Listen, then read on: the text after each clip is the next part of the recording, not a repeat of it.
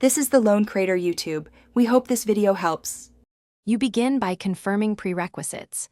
Your phone supports tethering, mobile data is active, and your plan allows hotspot use. Once confirmed, charge the device above 20% and move it close to the client device so signal strength is strong. Then enable the hotspot, create a clear SSID and strong password, and pick 4 GHz for range or 5 GHz for speed. This reduces interference and gets you into the first actionable state fast. You'll see why in the next steps. Once the hotspot is active, harden settings. Choose WPA2 or WPA3 security and limit the number of simultaneous connections to prevent overload. If devices fail to obtain an address, check for IP conflicts and assign a static IP on the client or change the phone's DHCP scope. That fixes common routing issues.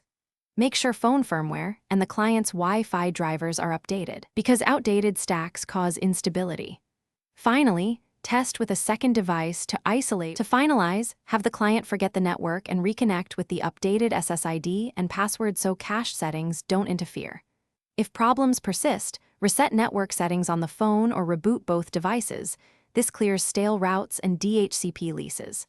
As a stronger measure, toggle airplane mode to force a fresh cellular registration. If you still can't connect, contact your carrier to check provisioning.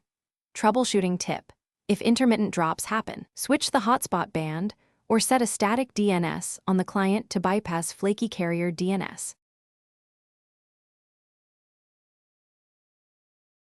Thanks for watching.